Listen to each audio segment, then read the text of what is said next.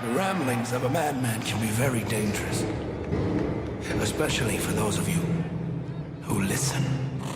Triple Threat is for a mature audience only. It's time! It's time! It's Triple Threat! Triple Threat! What? Triple Threat is in effect. Suplex City, bitch, on the mothership. Welcome to another episode of Triple Threat. I am Big Daddy.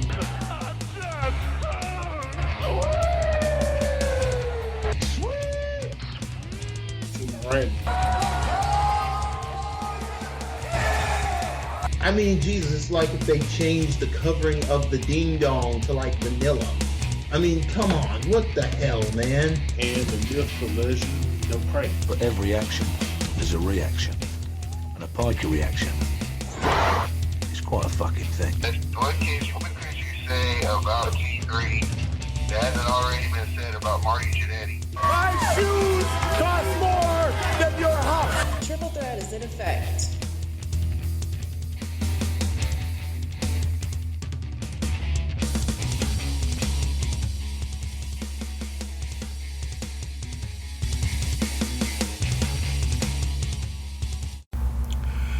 Hello everyone, and welcome to another episode of Triple Threat. I am Big Daddy SDV on the phone, the myth, the legend, the Pike. Hi, everybody. And on our Discord, the California Kid. Hey, how you guys doing? We're just sitting here waiting for this show to get bought by TNT. Yeah. Apparently TNT's back in the game. Yeah, apparently. That just amazes me. Yeah. Great. Well, guys, we got a lot to talk about. Let's get right to. To be fair, we always have a lot to talk about. Have we ever done an episode that was like less than 30 minutes? No. No. We always have a lot. That's like part of our credo. It's like we got a lot to talk about. Yeah. Someone actually asked me that. One of our listeners asked us, "Have you guys ever had a less than hour show?" I'm like, no. We talk a lot. Well, if we did, it would be a boring show. This is basically our country club. Yeah, it is. Yeah. Like I did that. Like I made a golf reference. Y'all really should pay me. I wish I had. Moving on. We seriously do. We have a lot to talk about. Well, if I hit the Powerball, I'll think about you. Cool. You'd be like me. I won the Powerball before. When? And then not too long ago. And then everybody asked me, then what happened? It was like I woke up. Yeah. That's it. I think that's everybody's story. A lot of people's anyway. No. It was a pretty sick dream, though. Yeah. But Go on, Mr. SDV. Mister, I got a badass YouTube channel. Well. Badass streaming channel. Well, last Sunday was Money in the Bank. I can honestly say I did not watch it until after it came out. Jeez. And some parts of it, I kind of wish I did watch Money in the Bank instead. So, did you like the ending of Game of Thrones? Or were you like everybody else bitching? I mean, unlike other people, I didn't sign a petition or anything, but I was satisfied. I was sad. I was pissed off at points, but I was satisfied with it. I've enjoyed this season. I was okay with it. I expected more, but I was okay with it. Yeah, I definitely wanted more. So whenever a final episode does that, where I want more, I think they've done their job. And despite what all the people are saying online, there have been way worse final episodes. I mean, yeah, they could have done a Mighty Max. Yeah, that's. I said they could have done what?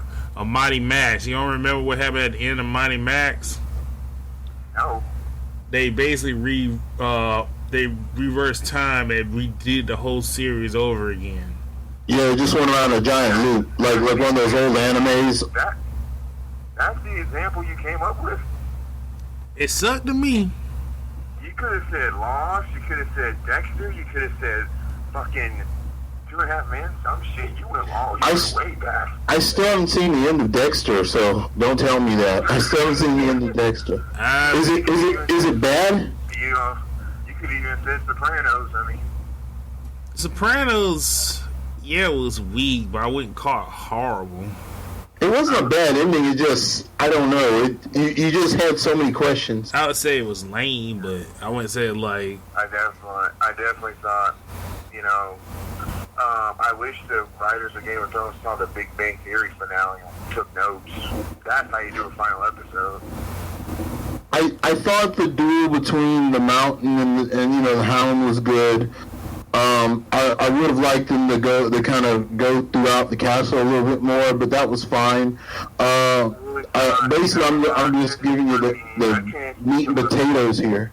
But I mean, I would have liked to see. Was the MVP of the season? Yeah. I thought that actress is amazing, and you know, obviously Tyrion Lannister is always good, and, you know. He kept me watching. Huh? I mean, you know, he kept me watching throughout the whole series. And I thought he was great. And, you know, like I said, meat and potatoes. Huh? I was saying, meat and potatoes, though, the way I feel about it is that I would have just simply had it, like, at least something more to go on with Cersei. Like, maybe, I kind of would have liked it seen, even if the writers didn't want to have her get killed by one of the other characters or executed publicly, I would have at least liked to see something a little bit more grand than her just being buried alive underneath the thing with her freaking brother lover, you know.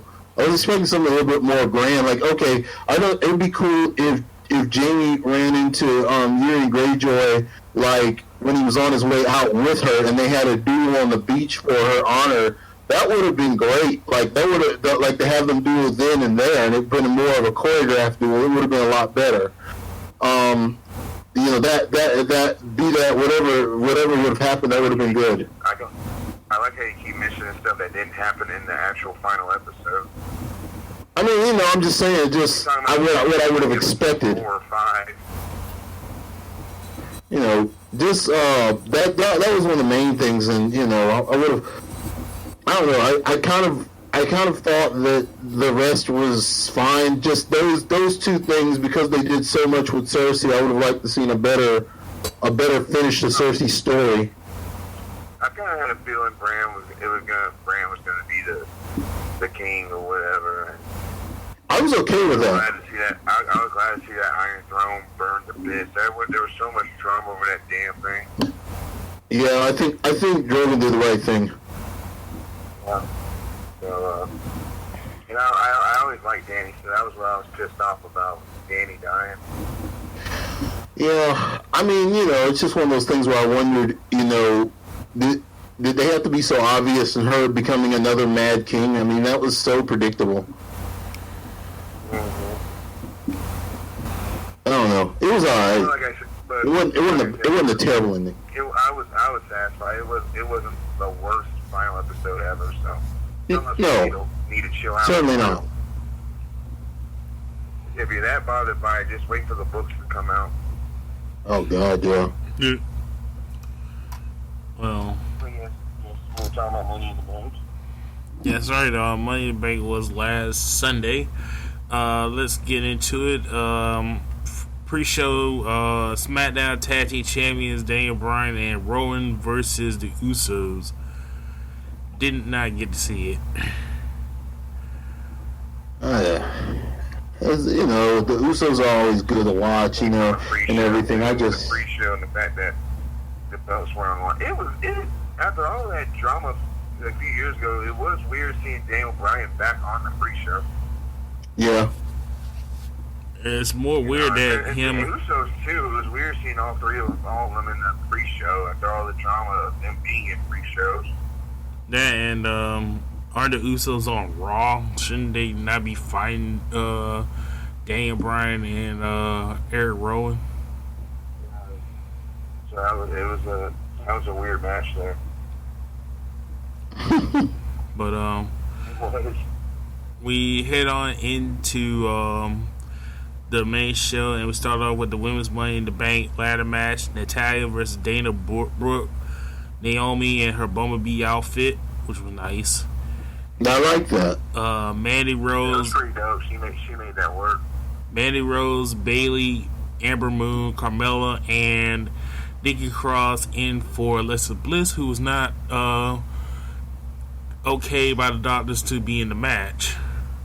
I gotta say something about Nikki Cross. Are they trying to doll her up now? Because I guess because she's not with Sandy anymore, she doesn't have that rugged look anymore. It seems like now it's almost like she's going to become Alexa's sidekick. Not that I'm complaining about. I don't have a problem with that. I like that camaraderie with those two. I like the chemistry with them. But it does seem like they're making her more mild-tempered, and it was weird at first. It's like, wow, you do talk normal. But it was just it does seem a little. If you see pictures of her, she can't get dolled up, Yeah, I'm not trying to say she's not a good looking chick. She's hot either way. She's hot either way, but I was kind of taken back with her, fixing her hair like you normally see when she does her modeling pictures and shit. It's like it's a little drawn up, but she's still. It's like halftime. She's still doing that whole running down the ring, being wild and crazy and all. But now it's like more sophisticated. Yeah. So, but I hope Alexa Bliss is okay. It's like, how bad is it? Concussion is one thing, but now it's like, okay, now you're not even being in Money in the Bank, so something's up. Yeah. But the match started out kind of crazy. A lot of botches in this match. Natty. See, Money in the Bank's always one of those matches where I always expect botches. Well, Naomi almost smacked her head on the ladder trying to do a walk across two ladders to get to Mandy Rose. She barely even got there. Yeah, that was a close one. She did do a nice splits one though. Yeah, I liked it. Then I think that was Natty and Mandy that had Bayley in between the ladder and tried to smush her into the ladder, but it kept getting stuck. Oh yeah, that was. I was like, oh no! I was like, no. But pretty good match. Move of the night had to be Amber Moon doing the eclipse from the ladder on the outside to Natty. Yeah, she got the holy shit chant. Yeah, it didn't look that clean, but it was still a good one. It was ballsy. One of the what the fuck moments was Mandy Rose stumbled on Carmella's leg, and Carmella kept pushing her away, and then Carmella slipped out and was taken to the back. And did you see the heat she's been in the media talking about that she thinks that Mandy needs to go back to NXT? I thought she really was pissed at Mandy. If that wasn't legit, Carmella can be a good actress once in a while, Well, I mean, it did look really bad the way Mandy did that to her leg.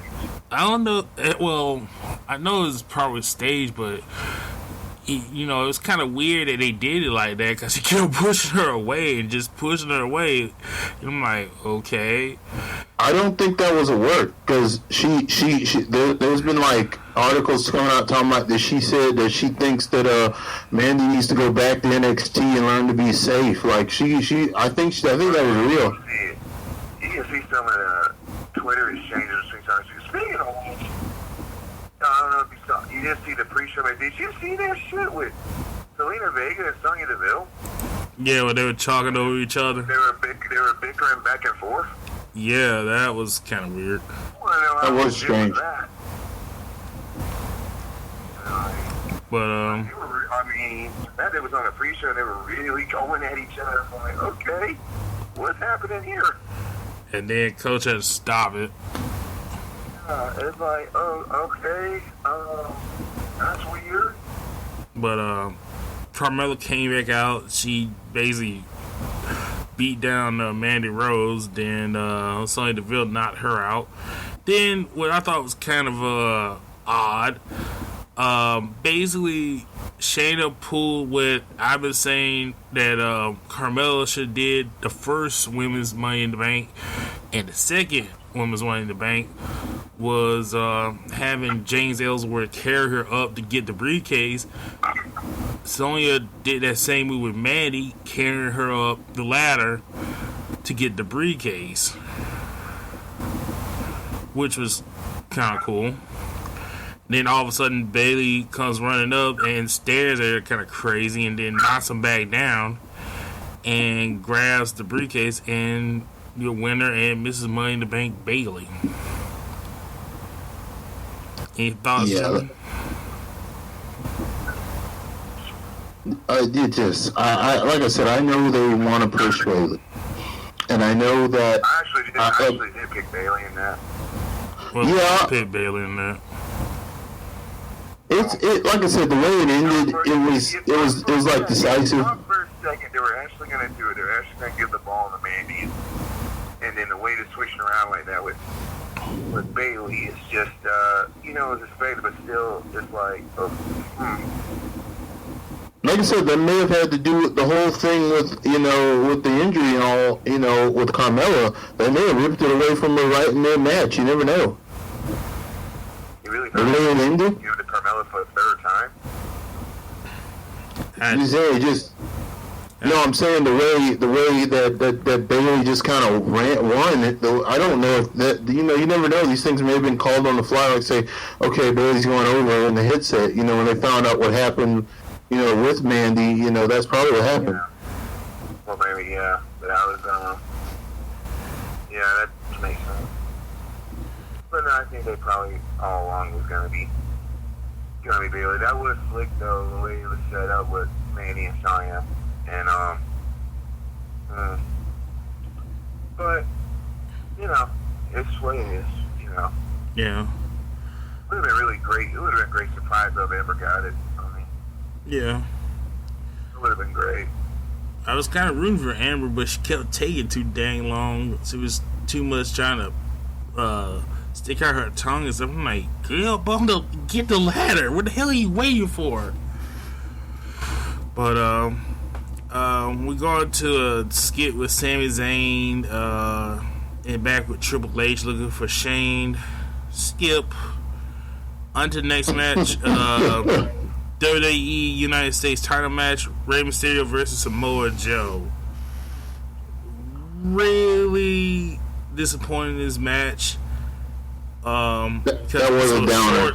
It was so short. Rey beat Joe in like not technically, but yeah, it was like 5 minutes, I think it was.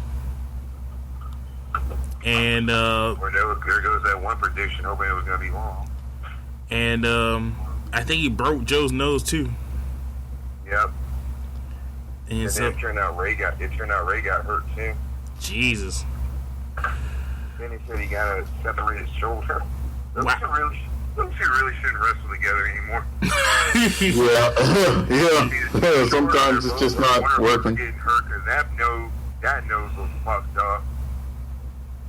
Yeah, his nose. Those two shouldn't wrestle together anymore. So Ray wins. Joe leaves, but then Joe comes back and attacks Ray.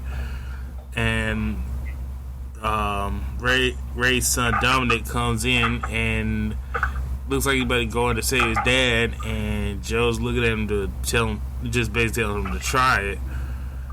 But Joe just beats the crap out of him. Joe was looking at him going, like, do something. Yeah. It was funny. Dude. Yeah, it was cool. Like, dude, how pissed off should he be right now? I mean, seriously, in all. Who should be more pissed off? Joe, who the fuck else am I talking about? I would think Ray. Ray would be pissed at his son. Why would Ray be pissed off? He won the belt. I'm talking about Joe overall. Like, I'm pissed off Joe should be right now. Well, Joe should be pissed off a lot, but Ray should be pissed off more with his son. I mean, not more than Joe. But it continues to be a continuous. This keeps being a continuous cycle with Joe, whether some kind of crazy shit keeps happening to him in this company. Any other company he's been in, it's never been like this. When he comes out, all this crazy shit keeps happening to him. Yeah. But fucking bizarre. But nobody knows. So I guess the title's pretty much vacant for now. Yeah. Or a decision about that tomorrow. Well, Monday or Tuesday, whatever. Yeah. I thought it was Monday. I thought it was Monday. Next, we see Braun Strowman backstage looking for Sami Zayn. Steel cage match: The Miz versus Shane McMahon. I had to say it was okay match. It was alright for what it was. I mean, rope breaks don't matter in a damn steel cage. I was like, wow. Apparently, somebody didn't tell their referee that. Yeah, how does that happen? Like, it's a key. Come on. I don't know. Dude must have been new. The referee's been fucking up a lot lately. Yeah, but like I said, it was okay, decent match. Shane was Miz was laying in Shane with the chair shots. And in the match, Shane wins by dropping out his shirt onto the floor. Okay. Classic finish. Yeah. Yeah. We go to another skit backstage where we see Sami Zayn. I don't even understand what is the point of even doing that feud now that he's beaten him twice. Well, it's pretty much over now. Sadly. But the camera goes backstage to see Sami Zayn hanging upside down. Triple H and the crew try to get him off and kick the camera out. We get introduced with a special announcement by Mick Foley on Raw. Next match, WWE Cruiserweight title match, Ari Daivari versus Tony Nese, in which Daivari came driving into, I think it was a BMW? I couldn't tell. It was, I think maybe it was. I couldn't tell. I think it was a BMW. It could be wrong. It looked nice, regardless. Yeah, it looked nice. Good match.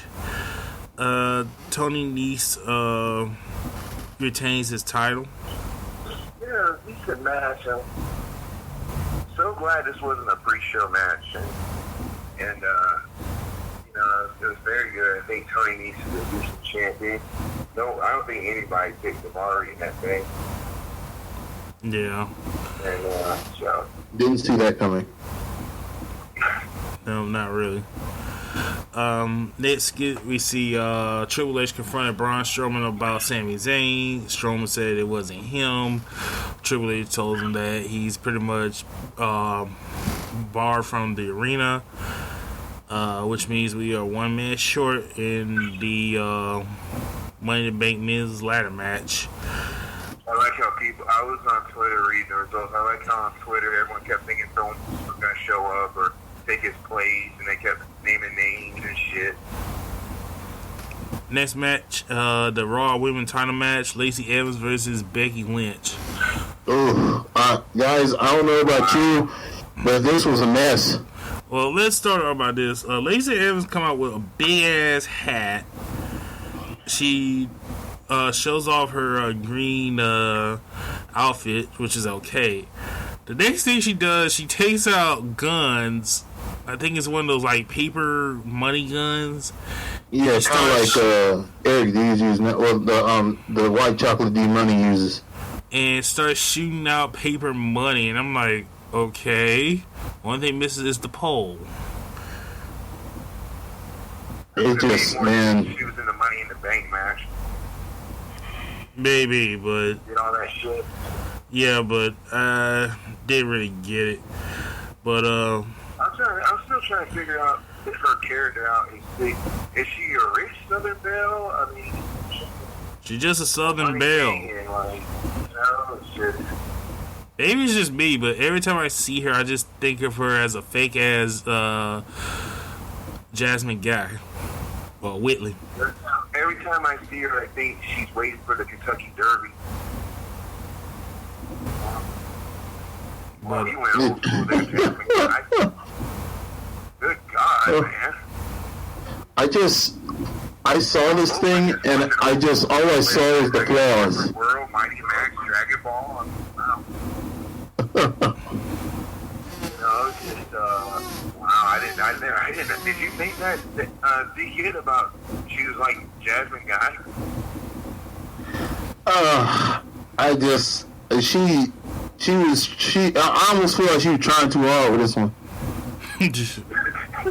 Like, man, the one thing is, look, she came out, she slightly got everyone interested, and then when the match actually started, you really, I mean, it was a mess. I mean, I know you guys saw it. Come on, I'm not even saying this is I'm no expert on pro wrestling or anything, like, as far as working in the ring or anything like that, but man, I know a mess. Well, it just goes back to what we said before. We just talk like we are. Well, but I'm just a good customer. Yeah, go ahead. But it goes back to what we said before. Match, but it was a mess though, and you know, like, was that on purpose? The fact that Becky's shoulders were down? I don't think so. No, I don't think that was supposed to happen. At least from my point of view. But it just goes back to what we said. They pushed this girl way too hard, and it's kind of too early for her to be having a championship title match when she hasn't really done anything. She didn't look like she was really competent enough to run a match with Becky. I mean, just all the mistakes I saw in there. It was just like, man, it's like, if I can see them and I'm not a trained pro wrestler, that's bad. That's really bad. Well, I shouldn't be noticing this stuff. Well, you know, that's the whole point of her. That's why we've been saying she's been too green, no pun intended. Man, this is bad, man. I just yeah, she should have never left NXT, man. She needed more time. A lot of these girls do. I mean, that's the difference between the women, the Revolution women, and the women they're bringing up now, is the fact that they were in NXT for a very good bit of time to get good. You know, these girls, they're not. So a lot of these girls are being rushed up to the main roster. I don't understand why the company isn't seeing the mistake here. It's not the talent. It's just you rushing the talent. Like, I don't even blame the women for this. I blame the company. They're rushing these girls up too quick. Yeah. But Becky Lynch wins. After the match, Becky tries to go to the ramp, but Charlotte comes out with a referee and goes Becky into starting her match. So Becky accepts, and we go into the SmackDown Women's title match between Charlotte Flair versus Becky Lynch. It just seemed like they were rushing these things, because Charlotte and Becky did a few moves, and then all of a sudden Lacey comes back out, helps Charlotte by giving Becky the women's right, and knocks Becky out, and Charlotte covers Becky 1, 2, 3, and your winner and new champion Charlotte Flair for the 9th time. They're going to try to do the 16-time thing. We all know it. Good Lord, no. 16 times! 16 times! The fact that we see anybody nowadays, you can say, is champion for a 9th time, it's just, you know, like, wow. Yeah. And Jesus. And she's only been in the main roster how many years? I think 3 or 4. And already a 9-time champ. Huh. I could be wrong by that. So It's about 4 years, ain't it? I think so. It wasn't that long. It wasn't that long ago. Yeah. After the match, Becky tries to fight Lacey Evans. Charlotte helps Lacey. Lacey and Charlotte take turn beating up on Becky. Out comes not Becky, but Bailey. And Bailey tries to help Becky, but she gets clobbered by Charlotte. Charlotte stops in the ring instead of leaving, turns around to try to attack Bailey again, but ends up getting knocked out by hitting the ring corner. Bailey then cashes in the Money in the Bank as Charlotte is knocked out. Goes to the top rope for the elbow drop, pin 1, 2, 3, and your new SmackDown Women's Champion is Bailey. And I called it. Sorry, John, but I called that. Go back and watch the episode. Yeah, he actually. Yeah. Thank you for texting us both about that. Actually, I text you guys when I was watching the Women's Money in the Bank, and because I had started the pay-per-view late, so I was texting you guys about the her winning the Money in the Bank. I didn't know she wanted to after I saw it. I'm like, wow. Yeah, well. I was watching the episode you texted me there, and I'm thinking like, great. But happy for Bailey. I guess Sasha's happy too because she did put out that Twitter the tweet. Congratulate Becky. And with this, Bailey becomes the first Women Grand Slam champion in WWE. Which I forgot about because I thought, did she win the Raw belt? But then I remember, yeah, because she had that feud with Alexa Bliss and she was Raw champion. Yeah. So yeah, she is a Grand Slam champion. She is legit. Yep. Let's hope that this title reign is better than that one. Good Lord. I will. Yeah. But also she got groped when she was out there with the fans. Yeah, I saw it too. Jeez. I mean, I'll say this, man. Like, I do sometimes feel like some people, there's a time for that, but I mean that's not cool, man. Like, I understand some little boys like, oh my god, or some freaking pervy dude's like, oh my god, this is a once in a lifetime chance to touch Bailey's tit, or touch her whatever. I'm like, come on, man. Really, you're on television. There are cameras out there. And yeah, you may get it now, but if they decide to come after you for it, come on, man. They're not gonna call the kids though. I know, but still. I mean, it's just, the worst are the kids. I remember the one with the Natty and the one with Alexa Bliss. Yeah, that's, oh god, yeah. But like I said, I hope this title for Bailey is better. Pretty sure this is pretty much gonna mean a feud between Bailey and Charlotte. I just want her to fight Asuka again. If WWE was smart, they would put her up against Asuka, but as we all know, WWE's not that smart. Yeah, I'd love to see Asuka return to singles competition, get back to what we enjoy watching her do, and that's like thrashing the other women. Yeah.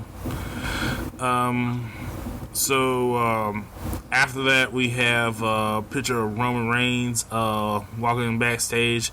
Elias sneaking up behind him, hit with a guitar.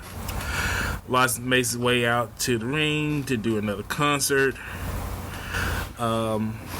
Basically, he does his concert, does a song, tries to leave. Roman's music hits. Elias gets Superman punch, rolls into the ring.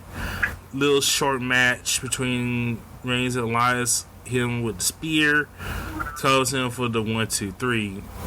A lot of people said that they did this because Game of Thrones was starting right then and there, and I say bullshit. They should. No, they should.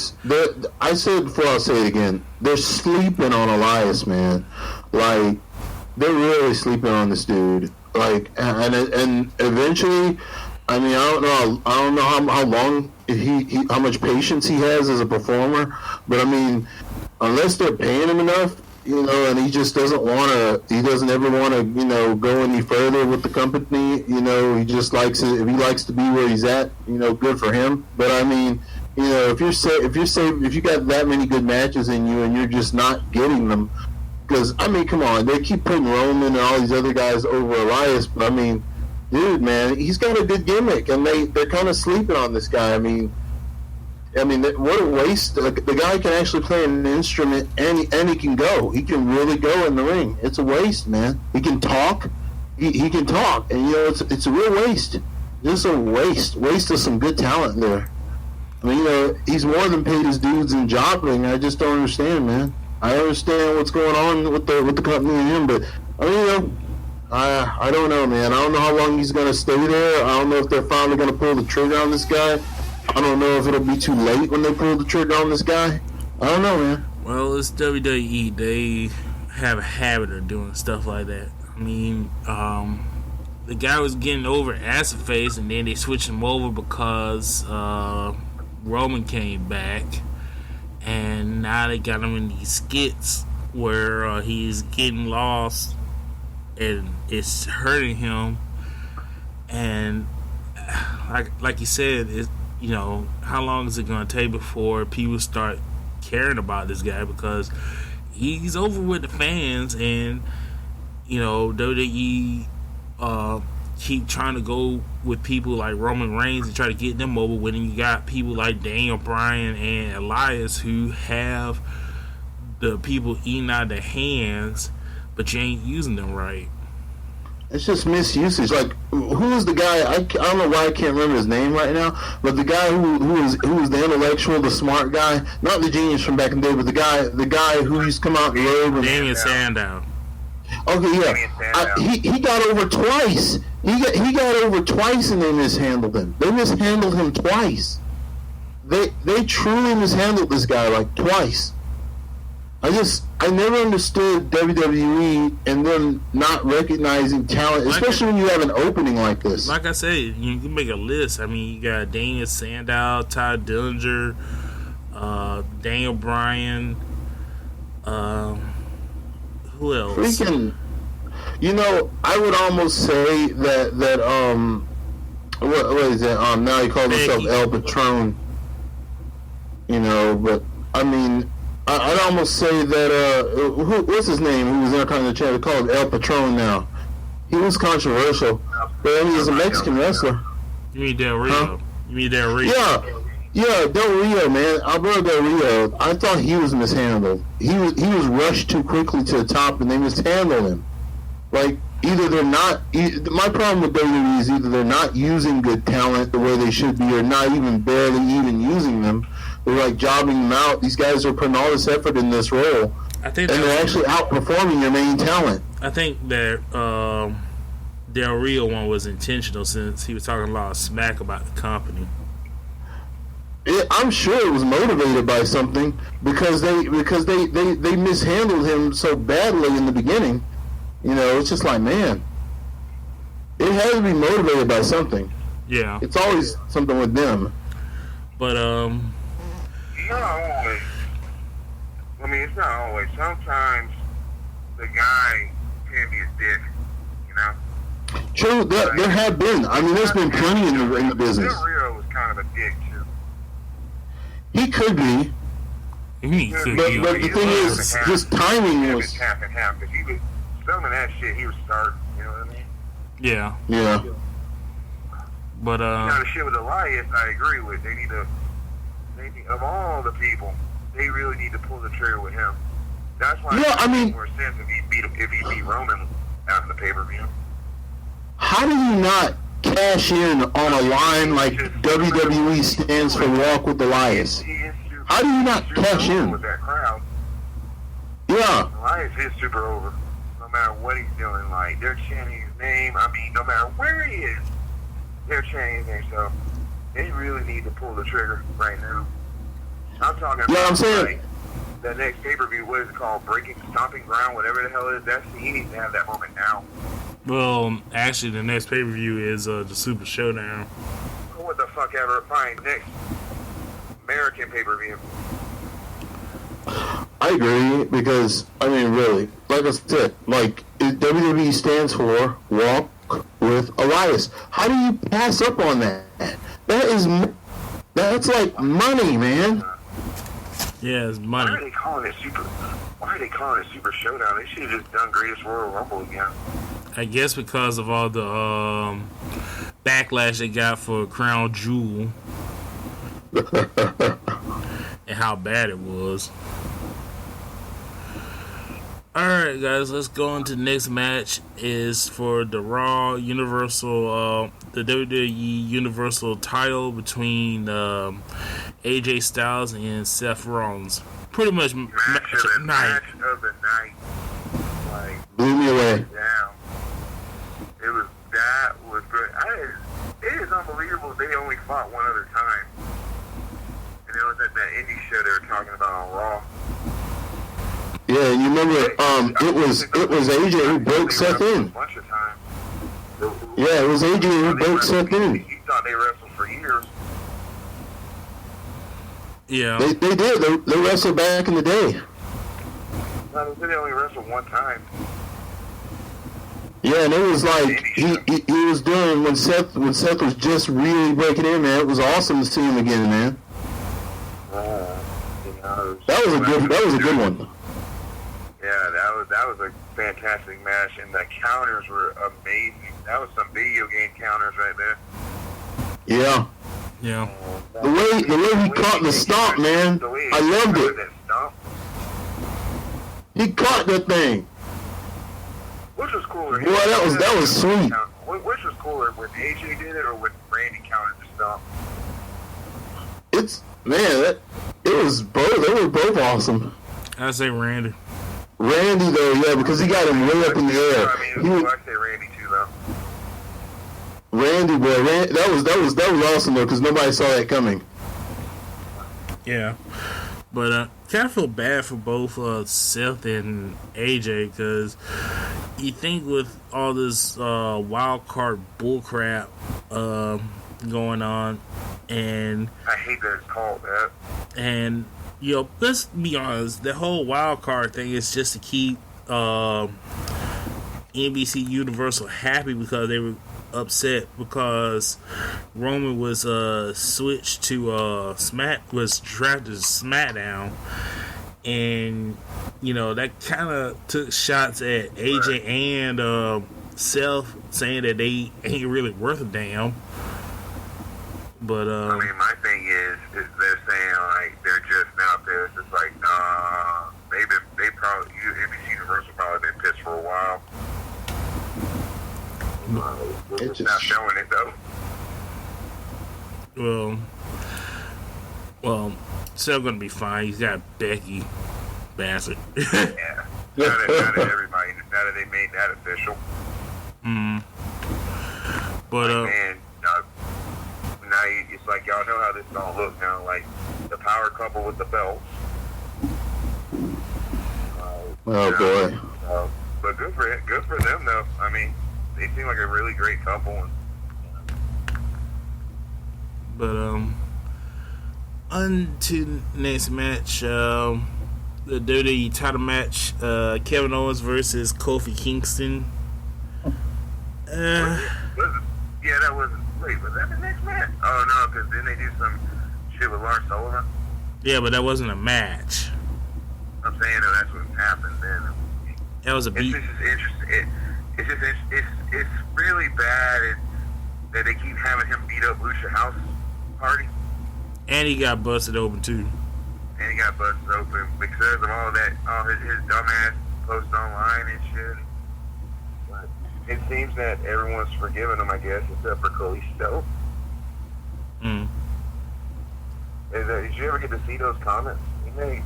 Nope. I saw some of them. You know, it's just typical dumbass comments. Yeah. You know. But yeah, go ahead. Kevin Owens versus Kofi Kingston. It was an okay match. It was alright. I thought I wanted it to be more. Yeah. Especially coming up, especially being his first pay-per-view title defense. I wanted more. And, yeah, it was probably a little bit of a higher, you know. I expected a bigger, like, you know what I'm saying? Because they both can deliver on that level. So if it was this, it's just, they better be happy that, Ray and Joe and they had a bad match, because this could have been that close to having a bad match of the night, Yeah. But, and then the whole shoot thing was a bit much. Now you're going to be known as the guy that lost to a shoeless Kofi Kingston. Yeah. Especially how much Kobe paid for them shoes. Yeah. Jeez. Yeah, that was bad. You talk about somebody getting custom made. Kobe gets them custom made. Yes, he does. But your winner is Kofi Kingston. All right, guys. Let's get on to the main event. The men's Money in the Bank ladder match. Baron Corbin versus Ricochet, Drew McIntyre, Finn Balor, Andrade Cien, Randy Orton, and Mustafa Ali. Did you memorize those names, or did you read them off? I'm reading them off. I was gonna say very impressive, man. But pretty good match. Jesus Christ, Finn Balor, what the hell is wrong with you? They were trying to kill themselves, man, in that match. Finn Balor, Finn Balor can still walk. I'm amazed he can still walk after all the crap he took. Jesus. Almost was a beast, man. Yeah, I was kind of shocked that they kept Zelina Vega in the back. I'm like, why? Yeah, why? She's like his assist. But I guess because of what happened, they didn't want her anywhere near the ring. Got sick and tired of Corbin and McIntyre teaming up for the umpteenth time. Yeah, they keep pairing them together. But I will give Corbin credit. He did have some good spots. He had good spots. I think. Yeah, no one was a weak in this match. Everyone had good moments in it. McIntyre had some good spots. I think wasn't he the one that threw Ricochet onto the ladder that bent? Yeah, that was McIntyre. That was sick. Yeah. It's sad. I look at this whole group of talent, and when we get to talking about how this thing wrapped up, I look at these names that you named, and we see the match itself. Man, did they have to go the route they went? There was some people who really could have used this, but anyway. Oh yeah, I forgot to put this in. Just now remembering this. Speaking of dumb shit, going back to the female Money in the Bank. What the fuck? What the fuck was Dana Brooke doing? Jesus Christ. I think it was her and Carmella, and somehow she grabbed onto the briefcase and she lost. I think either she lost a footing or something, and she was hanging on with the briefcase, and she had to get back to the top of the ladder. And I was like, what the fuck? And she wanted to swing. I guess she wanted to swing. And there were actually people that would say that she should have won. I'm like, seriously? But Dana Brooke? Yeah. But Dana Brooke, the real victory is the fact that she even got to be in that thing. Honestly. Yeah, I've always had my opinions about her build and the way they kind of rushed her onto the show, and the way she's been presented and everything. And then it seemed like they wanted to go somewhere with this whole thing with her continuously challenging Ronda and Becky. But I mean, you know, if you wanted to give her a coming out party, this would have been the time. But still, I don't know what the hell they're doing with her. What is she there for if you're not going to do anything with her? You know, like, and not to mention, I mean, yeah, she hasn't done anything too special, but I mean, man, still, if you're going to do something with her, you guys got to do something, or just don't put her in there. Yeah. You know, I mean, there's no point to put her in there if she's got nothing to show us. Right. But back to the men, Drew went on tear. As I said, he tore apart Ricochet. He did an Alabama slam with Siamas onto Balor. It just pretty much destroyed everybody. Yeah. Then he got RKO'd by Orton. Then Mustafa Ali climbs to the top to get the briefcase, and out comes Brock Lesnar with Paul Heyman to the ring. Lesnar shoves Ali over, climbs the ladder, and grabs the briefcase, and your winner is Brock Lesnar. Alright. I gotta say this. I feel bad for everybody in that match, including Corbin, and I don't want to feel bad for Corbin, but I had to, in fairness, because dude put on a good show. And then they have it end with Brock just coming in and just grabbing the briefcase. Makes no sense. It'd be one I'm thing. scared for Corbin. I mean, on this, because I mean, really, I mean, after everything, yeah, I mean, Corbin's obviously not a fan favorite, and he's certainly nothing to us, at least, even us people who've been watching wrestling for a long time. You know, we look at Corbin and we don't see anything special here and there, but the effort and everything. I mean, when a guy puts out a performance like that, I do stand by it. And when you put Brock Lesnar with that talent, you had Drew McIntyre out there, and you had Corbin, and you had all these other names out there. And I mean, honestly, you got Randy out there and all these guys. Your decision is to bring out Brock Lesnar and let him just take it. These guys went out there and just busted their asses in this thing. And your ultimate plan is to bring back the guy that everybody's kind of gotten tired of, and they need to keep him away for a while. Instead of keeping him away for a while, letting him get fresh again, no, you throw him right back out there. I mean, I understand this may be a business thing for Saudi Arabia or whatever the hell, but I mean, dude, come on, man. This was a bad play. This to me was just a bad writing move. I don't know what the hell they're thinking, but it's whatever, man. And to hear the story that Mustafa Ali was chosen to win the Money in the Bank, allegedly, and then at the last minute change it and not even tell him who was going to win it or tell anybody else that what was going to happen, that's kind of shady. But it's not cool, man. Did anybody see the face? Not fair at all, and the fact that he did it so, just so climbed up and got it, and just pissed on such a great match. And I love Randy Orton's expression afterwards. I mean, you tell me Brock couldn't come out and did some things, and then just hell, if he had just came out, took a few bumps, and then just was out for the rest of the match until it was time for him to climb up and get the briefcase, I would have accepted that. But to do it like the way they did it was just BS. Yeah, I didn't like that at all. So it's the same thing. It's the same attitude that I believe has been kind of a negative on Brock Lesnar from some of the roster, because like other people on some performances are ready to go out there and go total hardcore, and really give the fans a violent spectacle that that will draw money for the company.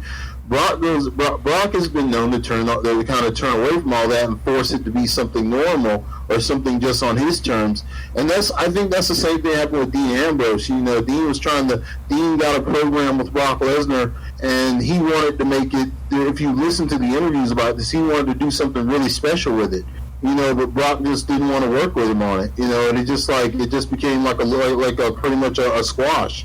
That's sad to hear. If you're a fan and you really know what these two guys could do. I mean, what Brock Lesnar and Dean Ambrose really could have done with that match at Mania would have been a very special match. But I understand you've been in the business for a while. If you're Brock Lesnar, I understand you've been in the business for a while. You shouldn't have to work so hard. But look, man, it's still you're in sports entertainment, and at a big time pay-per-view like this, you got to give the fans their money's worth. If you bought WrestleMania tickets and Brock Lesnar shows up, I mean, if I pay for those seats, I expect, and that's on the card. I expect what's sold. You show Cactus Jack, you show Terry Funk, you show all the hardcore legends building up Dean Ambrose to take on Brock Lesnar, and Brock Lesnar refuses to do any weapons. That's just stupid. Now he just gets to climb the ladder if these guys just put on a war, and he doesn't even want to take any hits. That's not team ball, man, and that's sad to see. That's really sad to see. It's just dumb, and if they just gonna use this just to get Brock shot at Super Showdown, then that was a complete and utter waste. Because they could have easily just gave him the title shot without him cashing in the Money in the Bank. I agree. It would have just been, that was just a wasted match then, because there was so many guys in there who needed that push. It's sad to see that. Yeah, but there's a lot of guys out there. Took a lot away from all that, and just I didn't agree with that at all. And yeah, just crazy shit. Yeah. Alright, guys, let's get into this other matter we got to tackle. The Raw after Money in the Bank, we had Brock playing mind games with both Kofi and... Let me just say this. Having said that about the whole thing with him winning and all, and then the next Raw, I ain't gonna lie, I was cracking the hell up he was using that as a boombox. Yeah. I'm just pretending he's listening to some old school Run DMC or LL Cool J or some shit. Just what I'm saying? And there was this funny Twitter video of replacing Brock's music with some other music and him bopping his head to it. It was just, I was cracking the fuck. I'm surprised no one else ever thought about using the briefcase like that. Yeah. And then it's take nothing away from Brock Lesnar. Yeah. It's man. I'm glad you're lighting up a little bit. Now you're trying to do the moonwalk. You could probably ask Carmella for some tips on how to do it right, but take nothing away from Brock Lesnar's performer. He does. I mean, here's the thing. He does what he does dang well. Special kind of talent, He is. He's a special kind of talent, but. If he's gonna only do things his way, or if he's not going, especially if he gets stale to the fans, but they still want to shove him down our throats, do it out of the way of the rest of the talent, man. Don't ruin the other talent's, story work, just so you could, throw him in there. Just give him his own little special corner of the world on the show, and just don't bother the rest of the talent with this, man, because those guys, a lot of people out there really trying to do something for the fans, I just don't know what's going on with the booking. Yeah. Well, the one thing I wanted to get thoughts on about that night, Mick Foley came out. They were promoting this all during the pay-per-view about Mick Foley revealing a new title, which makes no sense because they have trouble with the titles that they have. And Mick Foley comes out and introduces the 24/7 title, which basically is the hardcore title without calling it the hardcore title. And good lord, everybody was on how ugly the belt was. So they have Mick Foley put the belt in the middle of the ring. Everybody that is a jobber comes running out to claim the belt. We had the Club go after it. No Way Jose. Then we had Titus O'Neil becoming the first champion. Then Titus getting knocked out and get pinned by Bobby Roode, or Robert Roode as you want to call him. Then Robert Roode getting hit by R-Truth, and then get backstabbed by R-Truth, and then now R-Truth's now the champion. And then the shenanigans ensued on SmackDown with R-Truth dressing up in drag, and people showing out flyers, wanted posters. R-Truth leaving the arena with Carmelo on his back. This is just horrible. It's become slapstick now. I mean, it's like someone. Is that not one of the ugliest belts you've ever seen? It just seems like someone just slapped it together and Don't put. say that. I mean, that shit is hideous. What kid would buy that fucking belt? Well, say the kid that bought the spinner belt. Oh God, you know that belt. I I mean, would you? I don't think we need any more belts. Spinner belt? Would you choose to buy that belt over the spinner belt? No. I mean, it just. I kept looking at that fucking belt. I'm going like, man, Jesus Christ. I was not a fan of the spinner belt. He's trying his damn hardest to make that belt seem important. You know. Who? R-Truth. Jeez. R-Truth's trying his best to make that belt seem important. And you know what? How can he try to look like a fake ass Carmelo? How can he when he's looking like a fake ass Carmelo? Yeah. Yeah. That's some like what shit you would have seen in like a Naked Gun movie or some shit. or Hot Shots or Police Academy, one of those 90s comedies, you know what I mean? Police Academy's not 90s, that's 80s. 80s, 90s, yeah. I still feel like, you know, the title.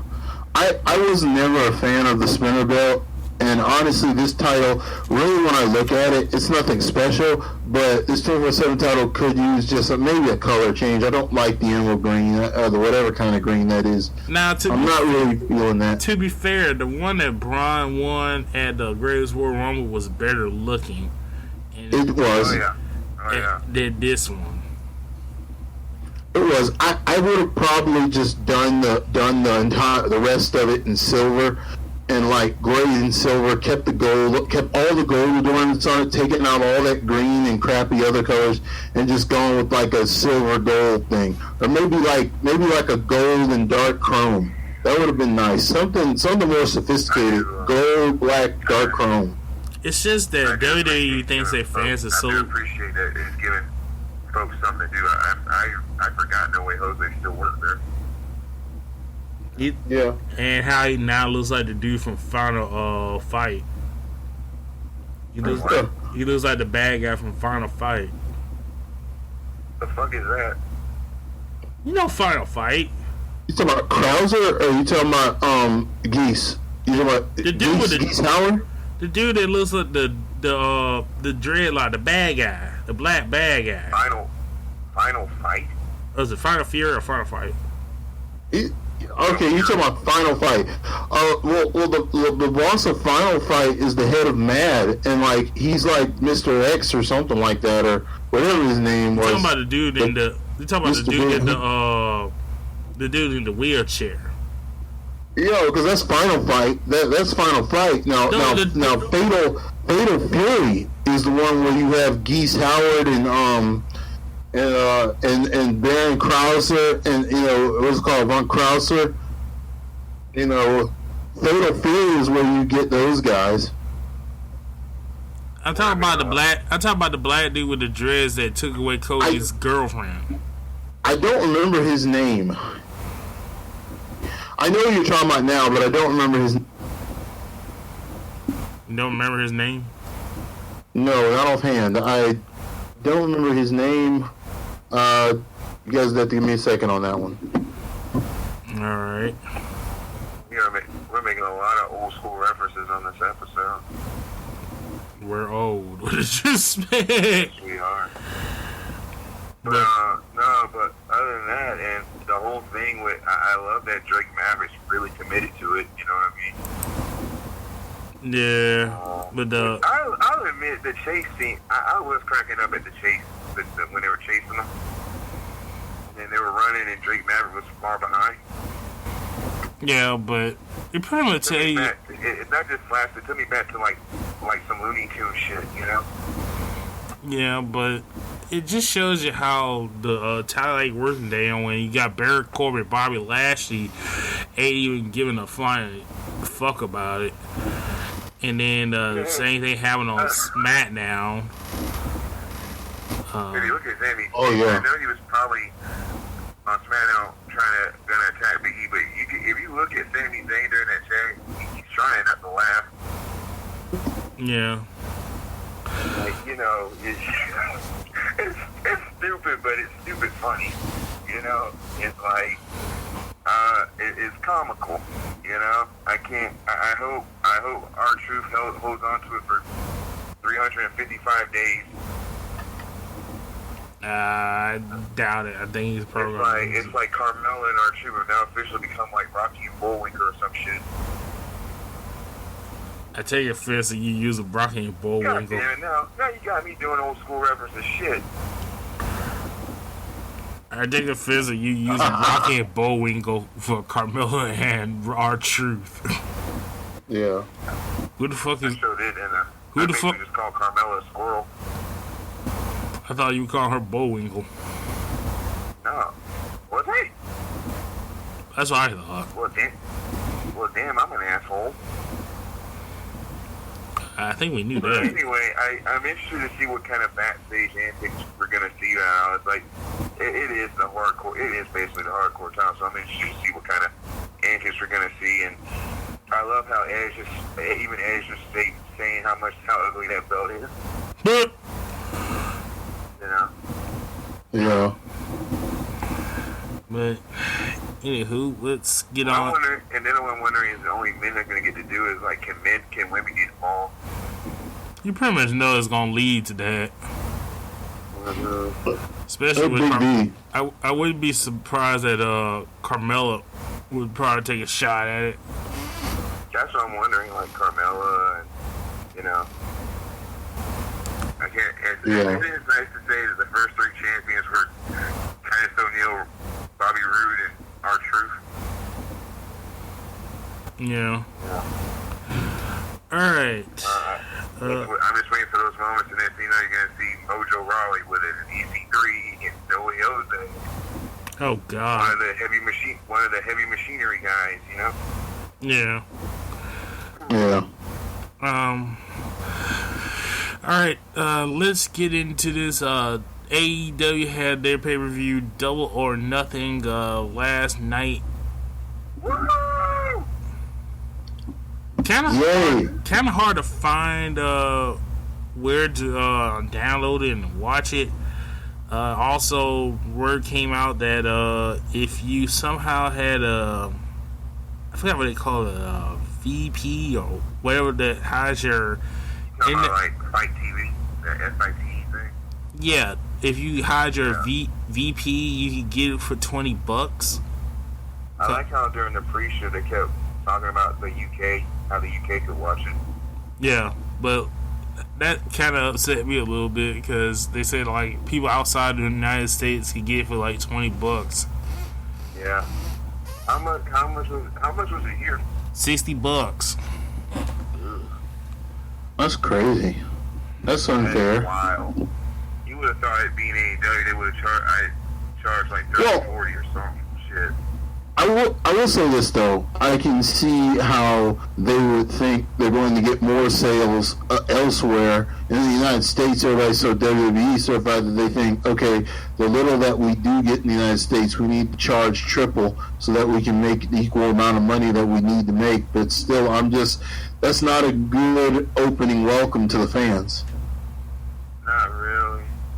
That's why I didn't watch it until like after the pay-per-view, and it was some. I'm not gonna say the subscriber's name or whatever, but the person posted the whole thing on YouTube like last night. It's not even there anymore, but I'm not gonna say your name. But thank you very much.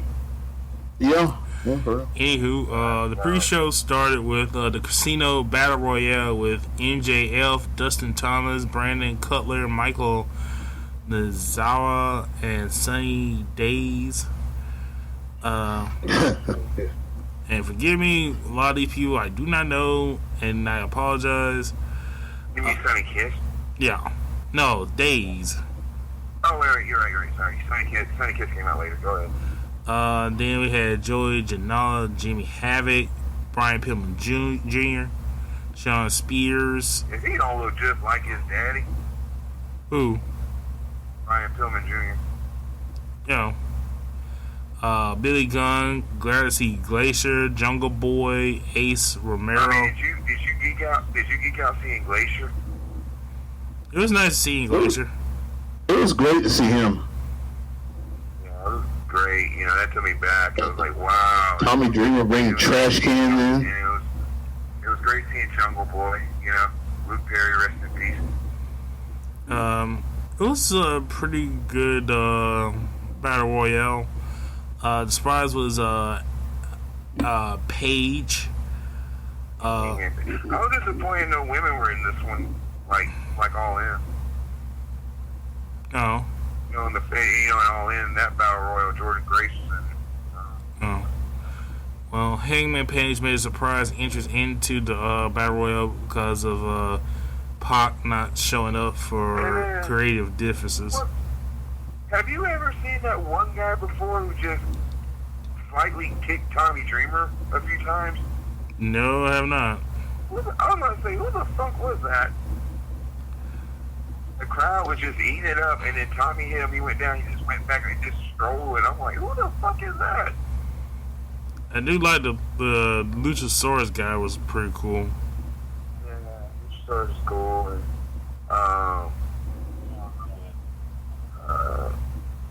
I just kept thinking, like, do you think Billy Gunn? Don't worry, you're not gonna get fired. Oh God, yeah. I'm still laughing about that shit. It's like I can't get fired, you know. The ending was pretty cool with Paige ducks and comes back in and lariats to take NJF down, and lariats him over the top rope. Very good heel. Who? MJF. Oh yeah, especially with what we get into later on. But yeah, he's a very good heel. You know. Hangman Page wins the Casino Battle Royale, which sets him up for a title shot for the AEW title. I was happy he won. I was also disappointed because that was one of the matches I was looking forward to with him and Pac. You know. Yeah. Sadly, that did not come to fruition. I do like that AEW posted a match they did have. It would have been cool to see the scene last night. Yeah. The scene last night. Next match. Go ahead. What exactly was the story about that? Was it because of Dragon Gate or because he was having creative differences? They say creative differences, but rumor has it that he didn't want to lose. So I hope he realizes that, you know, it's okay to lose once in a while, especially the AEW. I hope that doesn't create bad blood for him in there. I think he's just harboring a lot of feelings from. Don't be Leo. It's like Pac. Don't be Leo Rush, okay? Pac don't be like Austin Aries. Anywho, next match is Kip Sabian versus Sammy Guevara. Guevara. Great match. Great match. I was familiar with Sammy. I didn't know much about Kip, and it was a fantastic match. That one where they, I forgot who it was, but one of the guys was hanging from the outside, and the other guy did a sunset flip to the outside on. Yeah, Sammy did the flip. Yeah, that was nuts. Yeah, Sammy had some talent now. I remember this. It was on Saban. Mm-hmm. You know, he draped him. Yeah. But and then tried to hit that 630, and that didn't. Oh boy. Oh, that looked bad. That looked painful for real. And it looked like it hurt. It looked like he crushed him. I mean, it looked like really did hurt. Like. Yeah. Oh, but that hurt. But man, Joey Janela again, that choked him on the table on the outside of the Battle Royal. That was sick. Yeah. Also, I liked it that they had the female wrestler referee this match too. That was cool. She didn't only do like the girls' matches; she also did the guys' matches. That was nice. I thought it was nice to touch. I'm glad that already AEW is progressing in so many ways. You know, keep it going. And she did great. She did her job well. It was nice to see a referee doing their job good. You know, we haven't seen that in a while. So yeah, Saban hit got his feet, burning hammer driver, and your winner is Kip Sabian. So the show starts with JR coming out. Excalibur joined him, and I forgot the other guy name. I think his name was Alex on commentary. I wasn't crazy about Alex. Yeah, not a lot of people were. First match is before we do that, we gotta talk about how they came out there. They basically did a Beyond the Elite episode. And like, you know, Cody and the Bucks and Brandy and Kenny came out there and kept interrupting. Isn't that a reenactment? Huh? You know, what?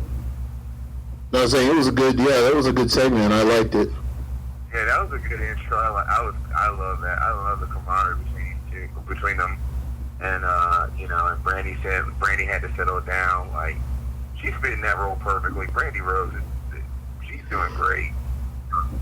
Yeah. I mean, that's her company. I'm gonna say right now, that's her company. You do your thing, girl. You have officially become the Beyonce of pro wrestling. Congratulations. Oh boy. Right. First match, we got SoCal Uncensored, Christopher Daniels, Frank Kazarian, and Scorpio Sky versus the Strong Hearts, Seema T-Hawk, and Elle Lindemann. I mean, see, can you agree with me? She's become like the Beyonce now, right? I mean, I'm not gonna put a ring on it, but yeah.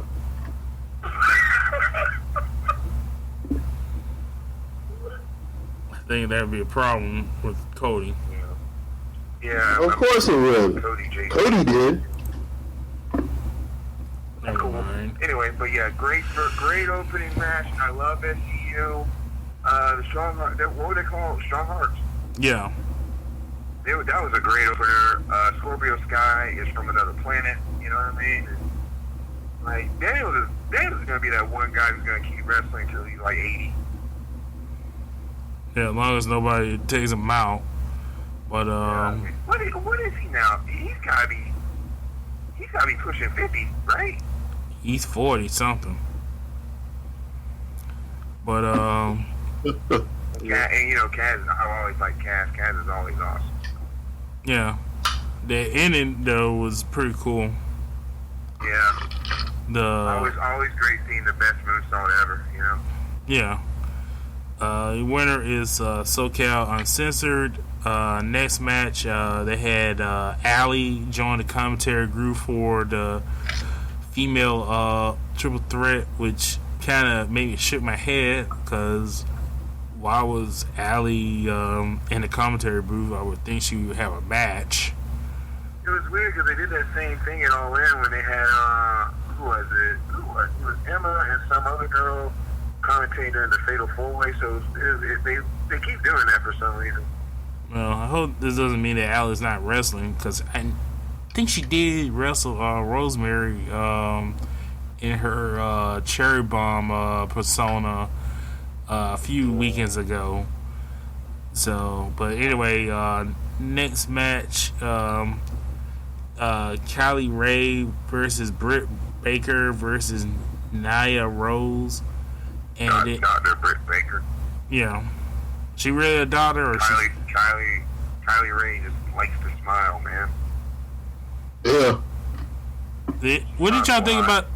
What did y'all think about that little shot at that Cody took at Bailey?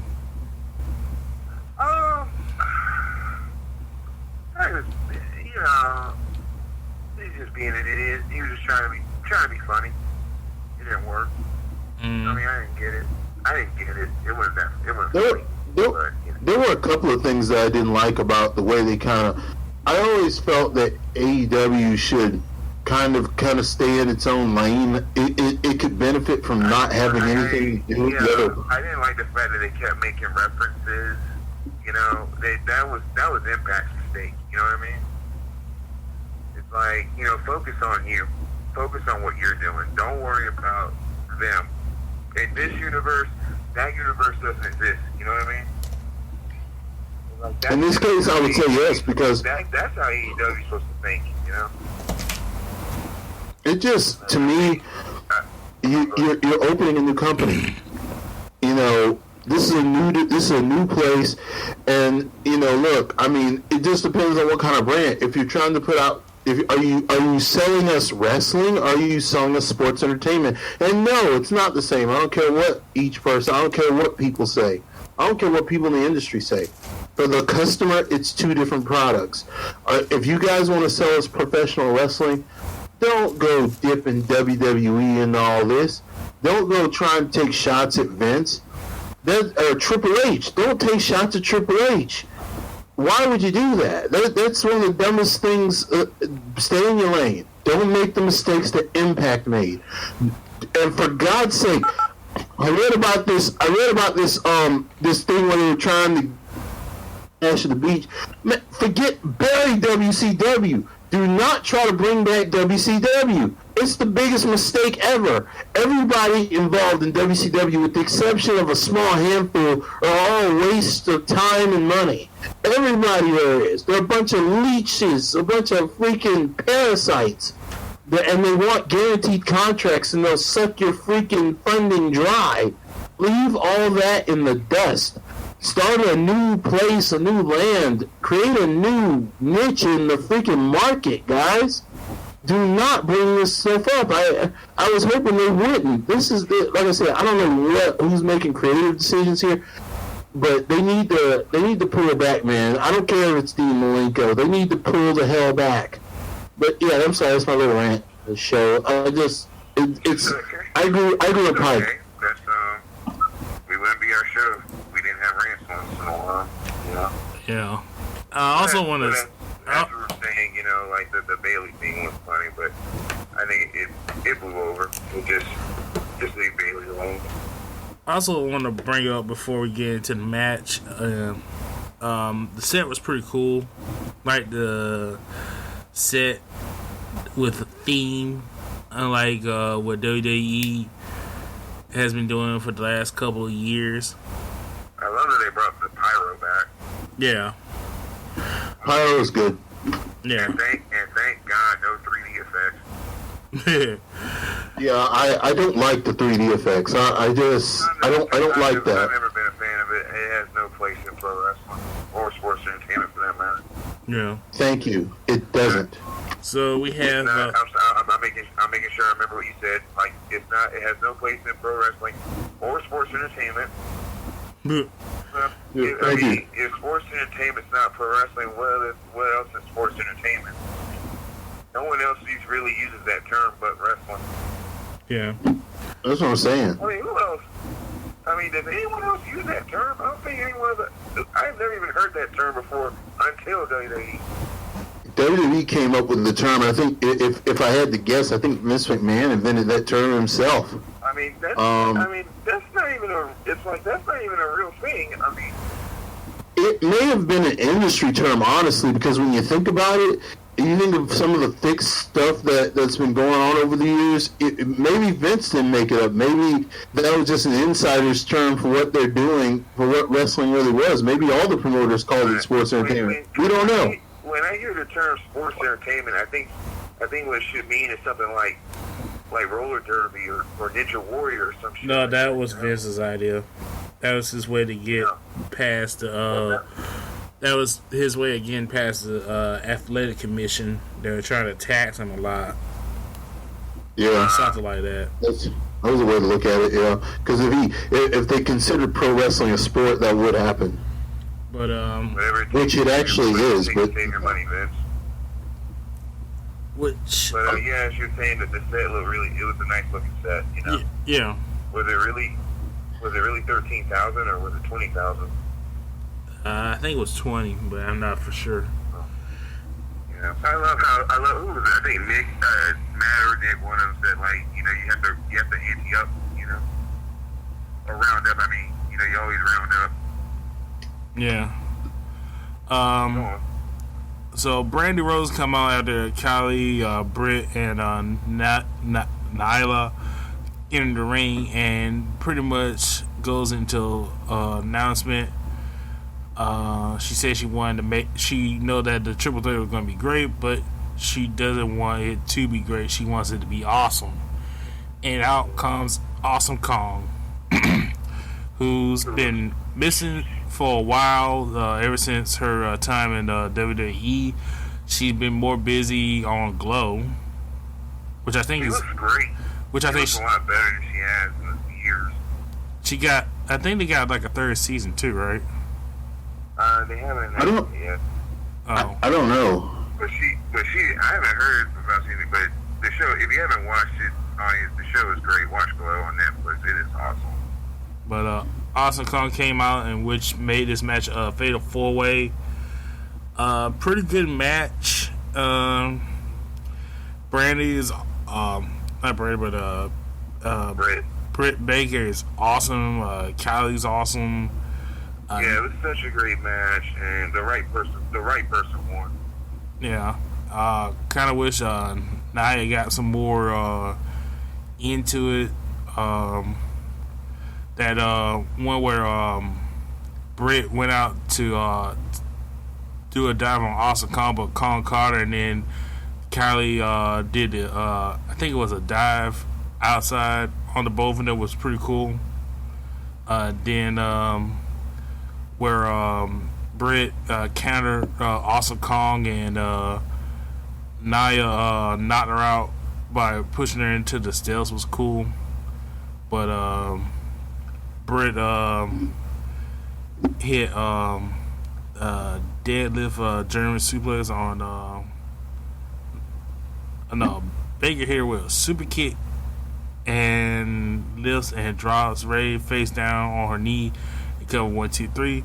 And winner is Dr. Britt Baker. Yeah. Next match, Best Friends versus Jack Evans and Angelico. I mean, talking about another guy I've seen since 03. I mean, Jack Evans. I was so happy to see a Jack Evans match. I ain't seen him forever, and I love him and Angelico together. I like the Best Friends too. I ain't seen Trent Beretta in forever. But it's good to see him. I mean, it's good to see Jack. Yeah, he looks great. Pretty good match. Yeah. Pretty good match. The Best Friends win the. Speaking of former WWE employees, how great was it to see Sean Spears in that Battle Royal? You mean Ty Dillinger? Yeah, it was good. Yeah, but didn't he get eliminated by the dude with no legs? Yeah, he did, yeah. Who was that? I forgot the dude's name, but I was kind of shocked that they had someone like that in there. I didn't even know about that. that. Cool. He did the 619 though. Yeah. Yeah, but it was great seeing him, and he already looked happier than I've ever seen him in a while. Ty Dillinger. Yeah. I'm sorry, Sean Spears or Mr. Peyton Royce, whatever his name is. Hey man, the fact that he got hurt, he's gonna be doing just fine. Yeah. But so best friends win the match.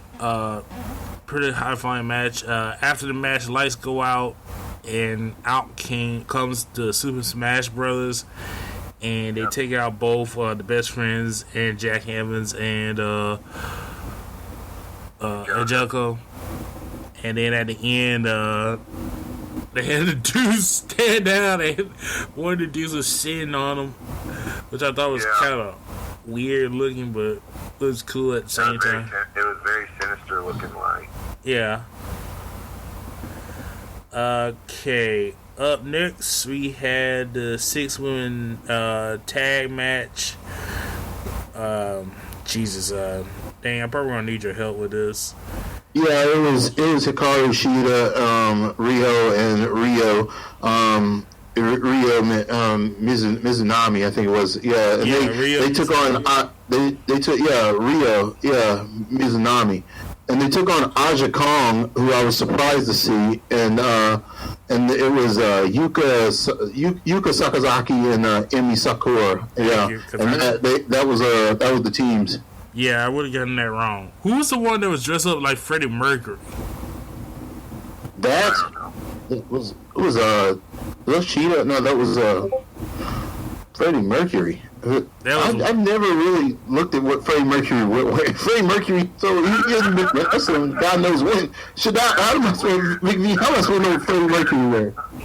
I would just let him go with it. Like, okay, someone dressed like Freddie Mercury. I didn't think that, but. Freddie Mercury. I mean, I was okay. Anywho, pretty good match. The back and forth. That's the one on my Facebook, groups and friends. That's the one a lot of people like Adrian and them have been talking about all day. Is that one? So. Well, it was just amazing to see Aja Kong. She's a legend. Yeah. She is a legend. It was basically her going against her students. I just, every time I see her, I get nostalgic for those Manami Toyota battles, man. Aja Kong and Manami Toyota used to tear each other apart. I mean, those are some of the best damn wrestling matches I've ever seen. Like I said, pretty good match. Rio and Hakazar. I can't even say it. Sorry, I'm not Japanese. They beat. Are you talking about Rio and Mizunami? They won. Hikaru Shida won, and her team won. So yeah, Shida, Rio, and Rio won. Yeah. All right, on to the next match. It's Cody versus Dustin Rhodes. Now this was my favorite match of the night. This was good. I just the match itself, the story with the match. This was the one. I'm pretty sure. I don't know if it was because of the alcohol involved, but I just shed a tear there afterwards. It's just good to see Earl Hebner. Huh? It was good to see Earl. Well, you said that too fast. What? It was good to see Earl Hebner. Oh yeah. Earl Hebner. It was so great seeing him, and I figured, it was just told a great story. Dustin still got it. I mean, my God. Well, he's gone through so much, both professionally and personally, and the fact that he can still go and perform is just such a wonderful thing to see, Yeah. It was just such a great. It was great. It was dramatic. Ooh, that cut was really deep. Yeah, he was bleeding. I'm glad he said he's okay. I'm glad he's okay because that could have been a lot worse. Yeah. A lot of back and forth. We had Bulldog, bunch of crossroads. Brandon getting in a spear on Dustin. That was a nice spear. Yeah, that was one of the best spears. That was one of the best spears I've ever seen. Yeah, it was good. Good seeing DDP coming out, taking Brandy away. I cracked the hell up at that. But all in all, great match. Cody gets the win. Let's talk about a few things. The thing that happened before the match. Cody comes out to get down to where the ring is. Brandy goes under the ring, brings out a sledgehammer.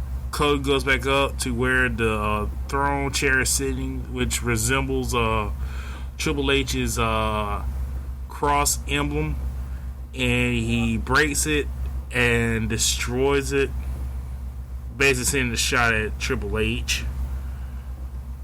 It's basically his throne from that Conan that Conan entrance of WrestleMania, where he lost to John Cena in like minutes.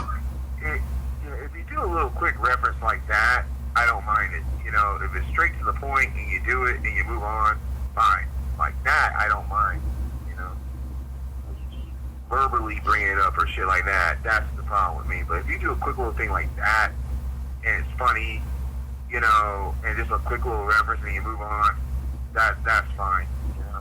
I just think they need to stay. I think in the future they just need to steer clear of making any mention of WWE at this point. They need to get themselves over.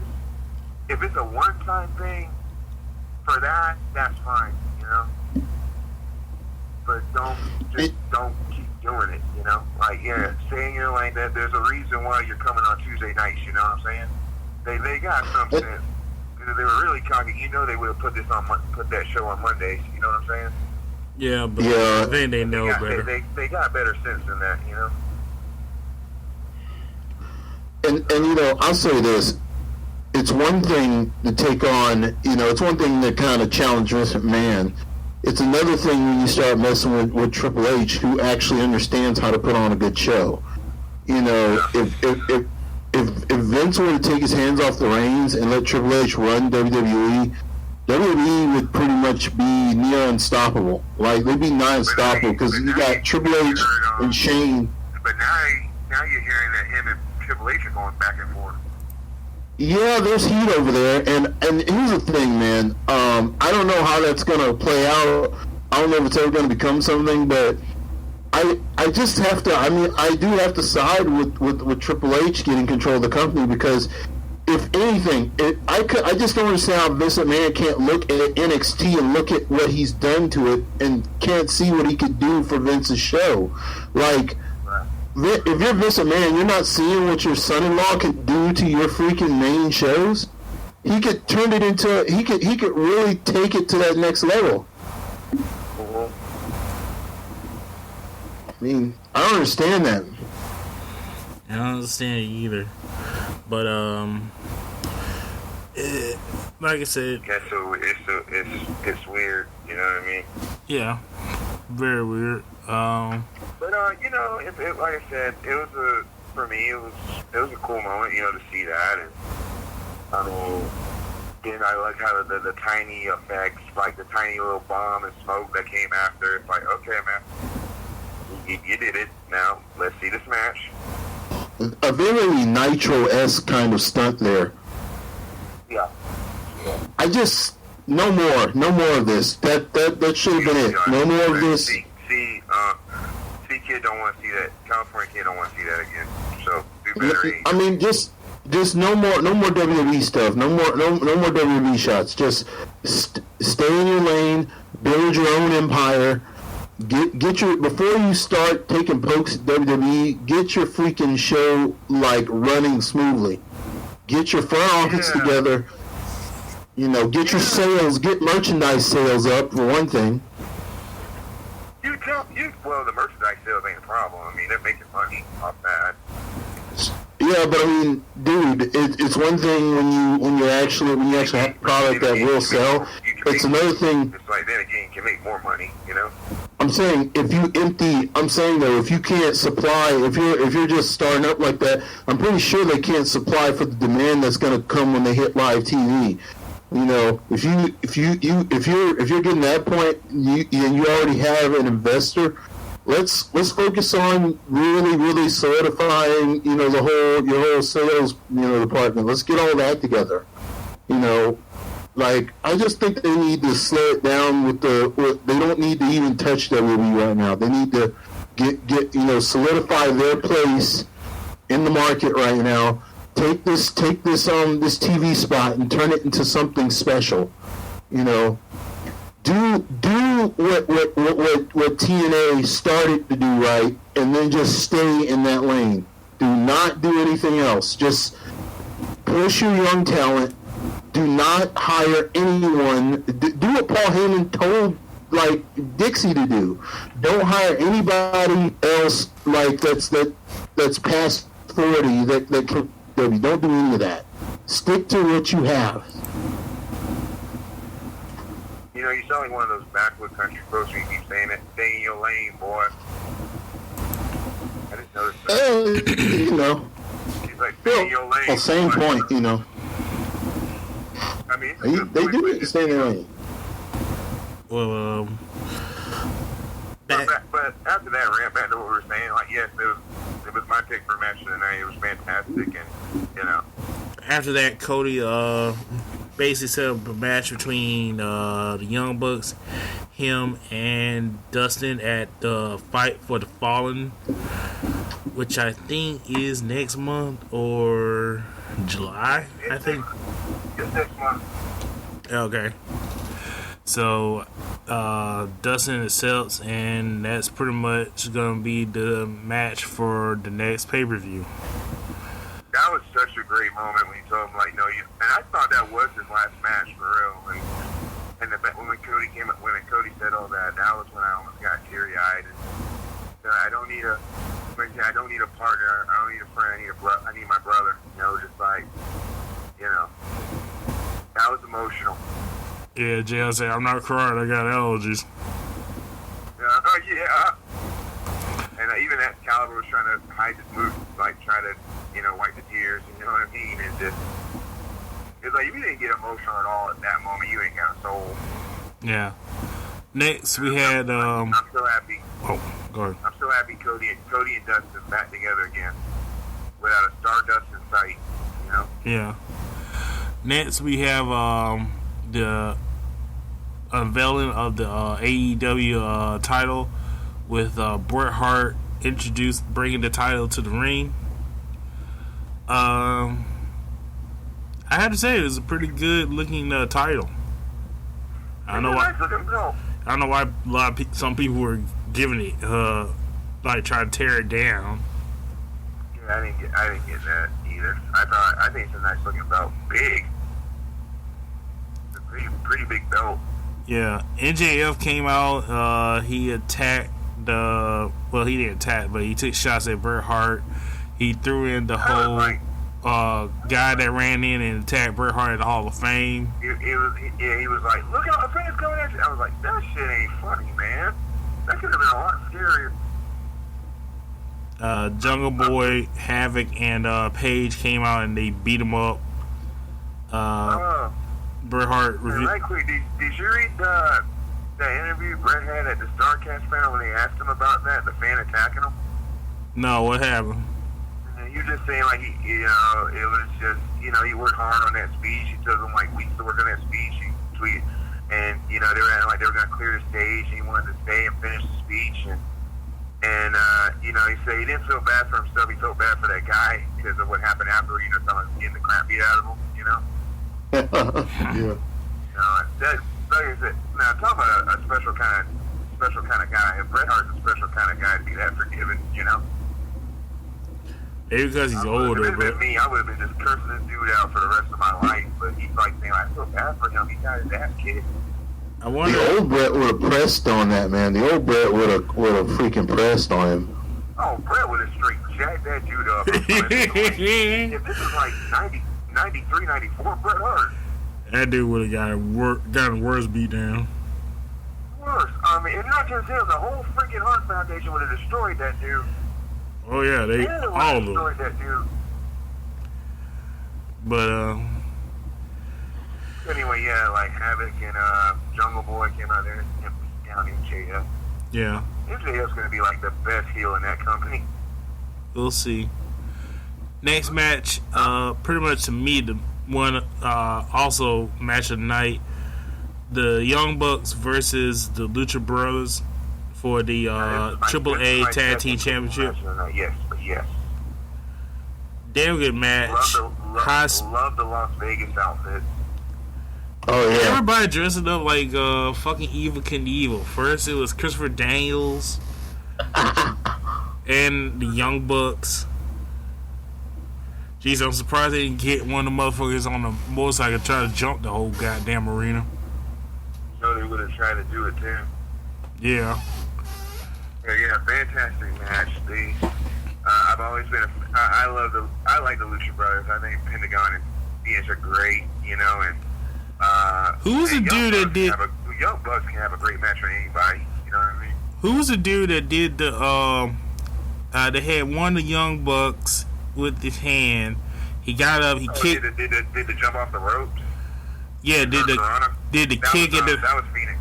Yeah, did the kick and then did the Hurricanrana. That was awesome. Yeah, the pretty much defying gravity.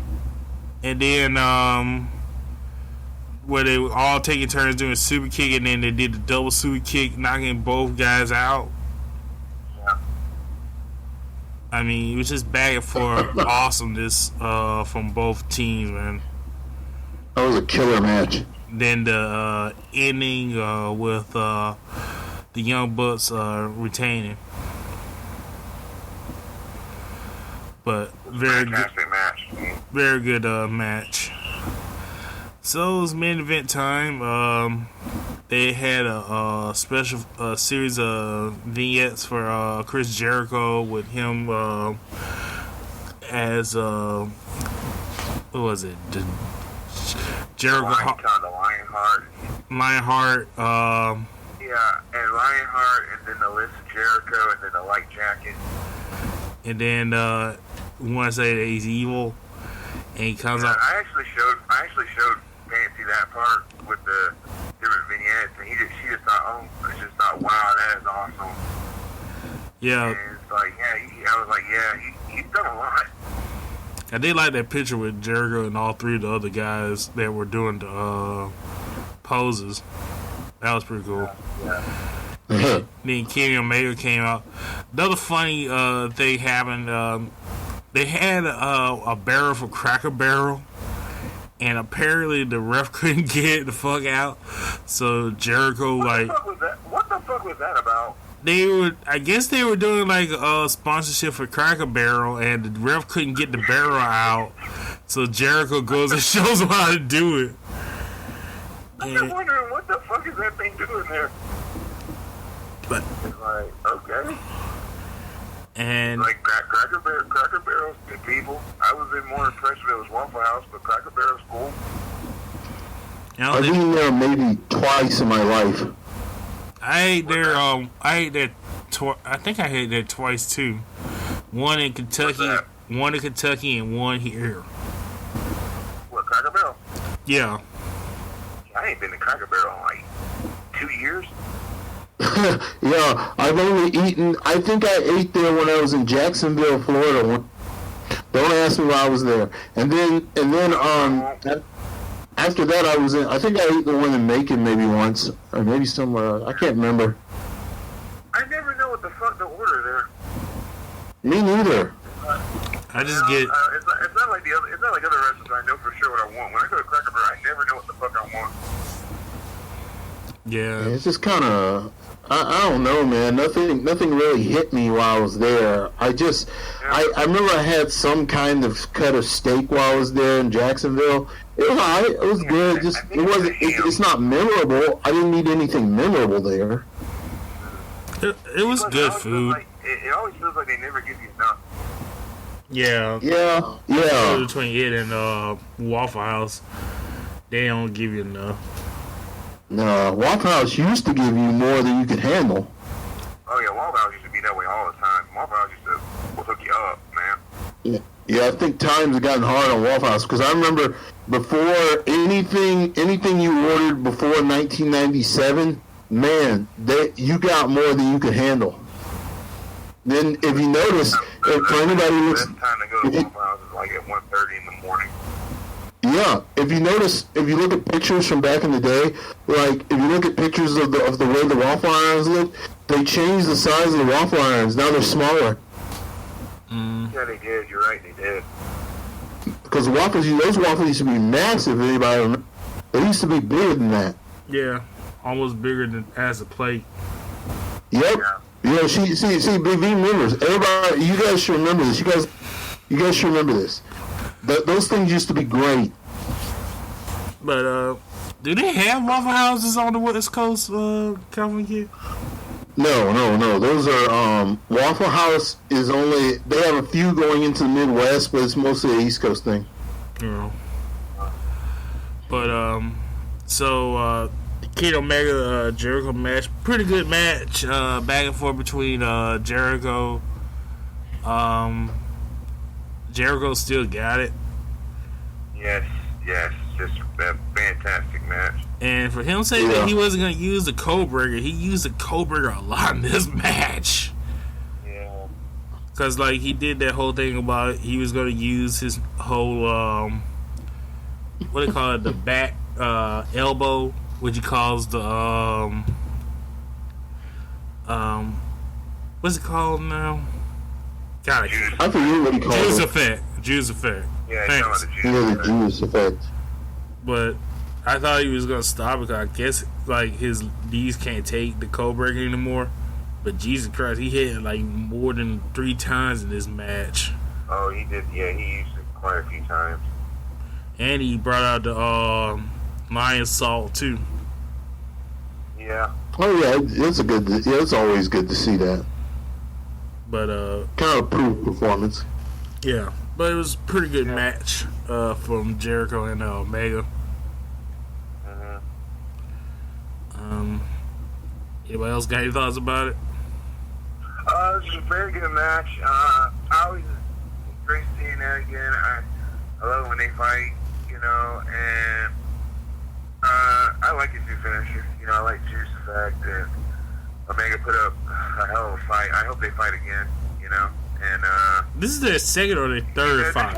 It's like a few years ago, that was one of those matches, those two, that's one of those matches you thought you would never see, Is this it? Omega, and it did not disappoint. Is this their? Excuse me. Is this their second or third go around? This is their second one. What was the match on the boat? They had the first one in Japan. This is their second one.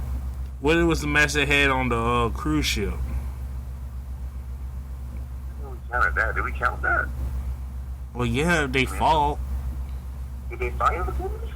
I thought they. Because they kept calling it. They were calling it Alpha versus Omega 2. Oh. Well, whatever. Whatever. The point is, it was a great match. Yeah. Cowboy, you got anything to say about it? Incidentally, my friend Eric Dees was there for the one on the boat. He actually was there. But yeah, man, it was excellent. It was just a nice little good finish. I enjoyed it. Good wrap up. It was just a good way to top off the show. Jericho wins, and then the big moment of the night, John Moxley enters the ring. Dirty Deeds, Chris Jericho. Let this finally shut all the people up who are thinking the whole him leaving thing was a work. Like I was saying, Dirty Deeds, Jericho, Dirty Deeds, the ref stands in between Kenny Omega and did the Omega pose. Then him and Kenny Omega fight all the way to where the chips are, and he Dirty Deeds Kenny Omega on the chips, which pretty much says that John Moxley is all in. And it also means that Jericho would face Paige for the AEW title. I think they say the next pay-per-view or the July pay-per-view? Yeah, I think it's at the next pay-per-view and at All Out. Yeah, All Out. Yeah. But Chicago, so let the CM Punk rumors begin again. all I gotta say is very good pay-per-view. Wish I could have saw it live, but they're gonna have to do something about that whole pay-per-view thing. I hate to say it, but 60 bucks asking too much. Now they say like 30, maybe that'd be good enough, but 60 is too much. 60 is too much. Those are like freaking early 90s prices. Yeah, nobody's gonna pay that much for a wrestling pay-per-view. Well, some people will, but not a lot. The only way I would pay $60 for a wrestling pay-per-view is if they were doing like, is it, okay, you have to put Samoa Joe versus Kenta Kobashi in the main event. You'd have to have, or either, you'd have to have something with more Shima in it. I'd have to see AJ Styles. I need everything on the freaking top shelf of the menu. If I'm paying $60 for it, every one of my favorite wrestlers better be on it. And yes, even RVD. If I'm paying $60, everybody better be on it. You know what? $60 for pay-per-view, RVD and Jerry Lynn better be facing each other on that damn pay-per-view. Well, Jerry Lynn I need everything. Well, Jerry Lynn is in All Elite. It's got to be more than 3 hours. Yeah. Oh yeah. $60. At least 4. They're gonna be half the day. Well, Cody did come out and said that they're not gonna do a pay-per-view every 12 months, so we take that for what it's worth. So we'll see. But I hope they don't overdo the pay-per-views. That's one thing I think that's what Cody was meaning. Like they're not gonna do a 12-month pay-per-view. I hope not. I doubt they're gonna do that. But like I said, pretty good pay-per-view. Hopefully they work out the whole pay-per-view deal soon. It got me intrigued for All Elite Wrestling now. What about you guys? Yeah, it's refreshing. It was what? You said it was refreshing. No, that's what you said. I said it got me intrigued for All Elite Wrestling now. Oh yeah, it was very good. Seeing what kind of talent they're gonna have, or who they haven't gotten yet. They might get more, and I like this roster. It's a great roster. Yeah. Alright guys, that's it for this episode of Triple Threat. I'd like to thank California Kid and the Pike, and thank you for listening and listening. Please download from your favorite podcast, Anchor FM and Stitcher and Google Podcasts. Please like, tell a friend, and see you next time. Peace out. All right. Later. Later.